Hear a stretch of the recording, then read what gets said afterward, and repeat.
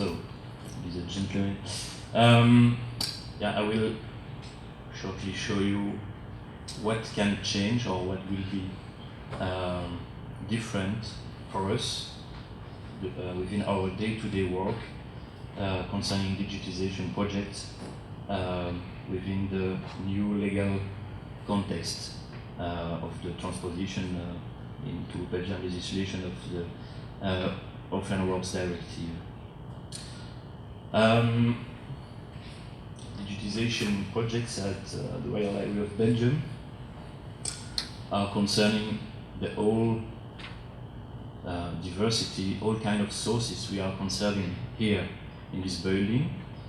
A very huge heritage of about 7 million documents, including newspapers, printed books, ancient printed books before 1830, manuscripts, sheet musics, geographic maps, prints and drawings, medals and coins, sound recordings, phonograms, old 78 RPM discs.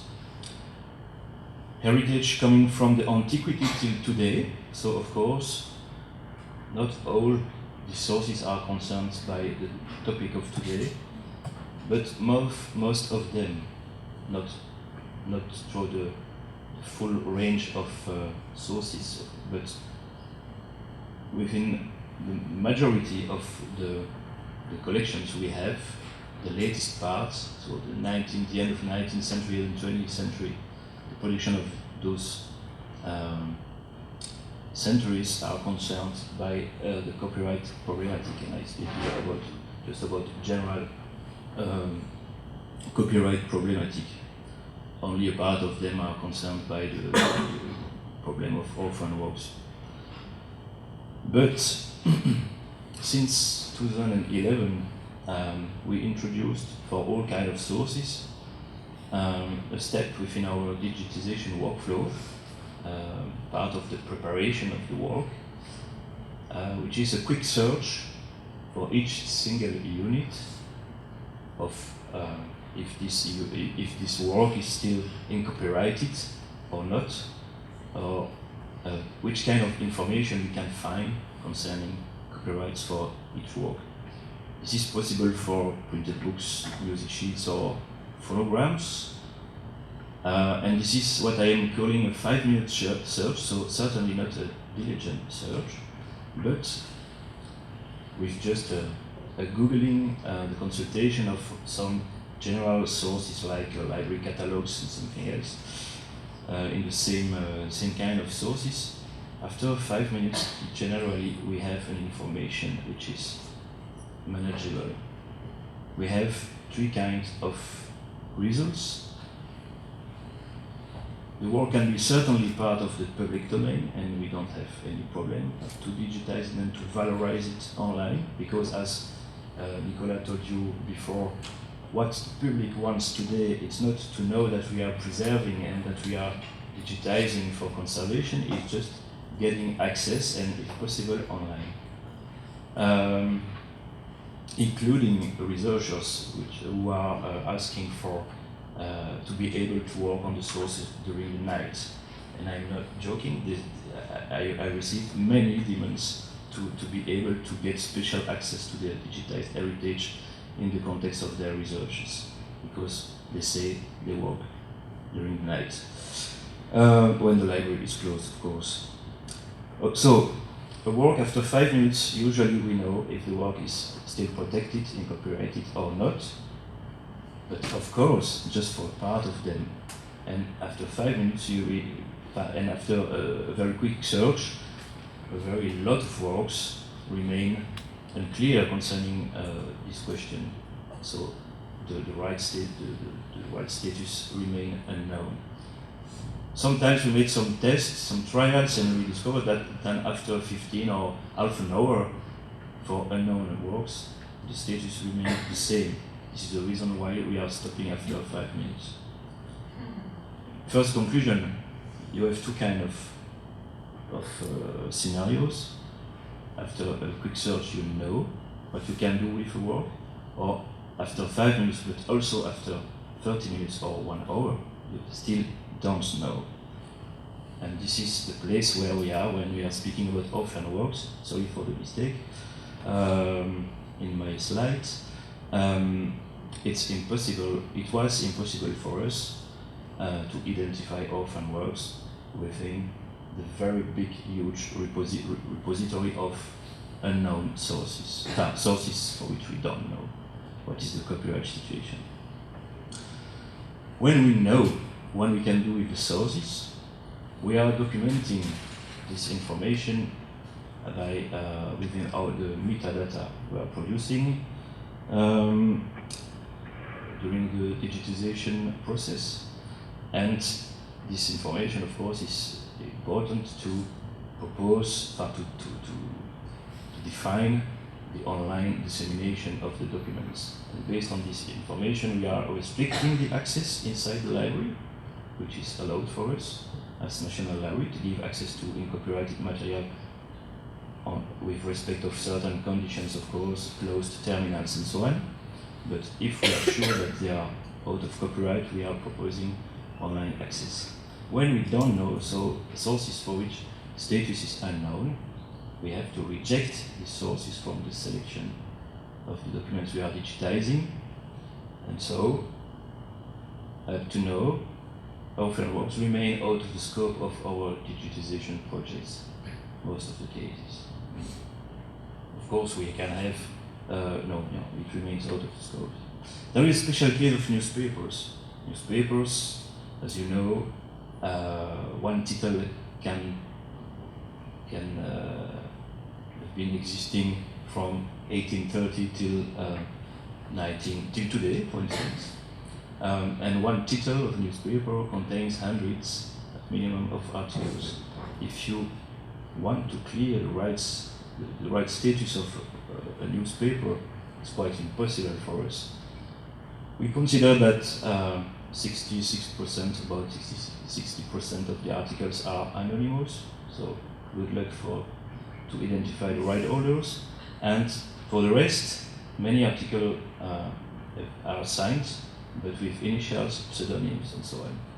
So we have these difficulties to identify right authors, and for newspapers, we are in difficulty to be able, to be able to make the general search I told you about just before.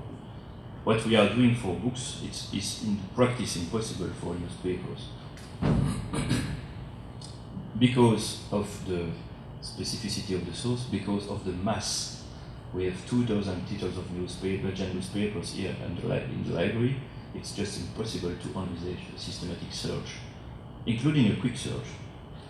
So many orphan works cannot be identified and so cannot be valorized within digitization projects. And the only solution we had today to separate the parts of digitized newspapers which are accessible online and the parts which are only accessible inside the library is a peer-based approach. So, up to now, our voluntary approach is of course very limited. 5-minute search for the sources which are unknown is not enough, but there is no place for exhaustiveness within our quick searches. It's impossible to clarify all cases and situations, and there is so a negative impact on the digital offer we propose online.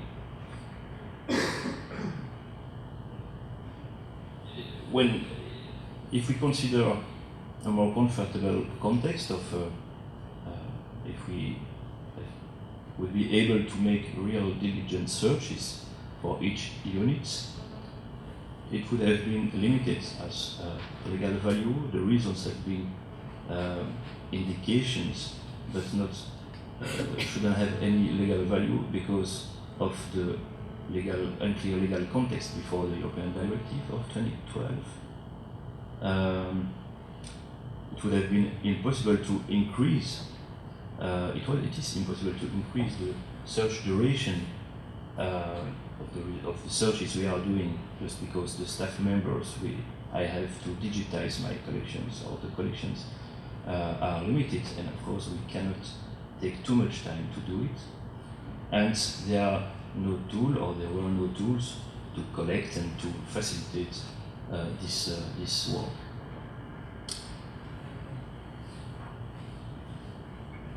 What are the changes after the translation in Belgian law of the Directive of 2012 in Belgium? We have a clarification of the legal context. We know that orphan works can be valorized within digitization projects with respect to some strict conditions. There is a clarification of what a diligent search is legally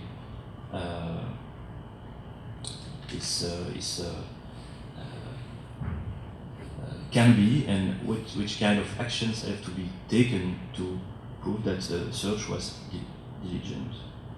We know, or we have, a list of appropriated sources for diligent search established by a real decree. So we know that to use orphan works diligent search is mandatory, and we know that if we are able to realize a full diligent search, and if we are identifying an orphan work, we have to keep the information used to identify this orphan work, and we have to register it on the European database. There are a few advantages of this evolution: clarification of the legal context, the possibility to reuse information which is already available into the orphan work database when diligent search is made, the value of the results. But in the practice, I have to say that we are in a statical situation. To be valuable, diligent search is very time consuming. We don't have, of course, and I think we never will have enough people to do it systematically, really seriously, and with exhaustiveness for all the sources we should have to check on this level. And so in terms on human resources and in terms of quantities, the situation de facto will remain the same. And if the new tools of so the orphan works database and the royal decrees and the legal texts are clarifying the situation, in the practice on the day-to-day work, orphan works, except it in limited situations where we will be able, or we have the opportunity to really make a diligent search, and we know how we have to do, how we have to proceed. Orphan works will actually remain mostly out of the scope of our digitization projects. And so the purpose of this speech is to say that it's better than nothing, but we absolutely need to continue reflections, but we need more. We need solutions to facilitate the day-to-day work, to be able to reach the ratings of our end users, and perhaps evolutions within the context of the orphan works legislation can be an option. Perhaps other legal context can also be options, or something else. But the big problem remains that it's just impossible to proceed systematically within the clarified legal context to identify orphan works and to valorize them within digitization projects. Thank you very much.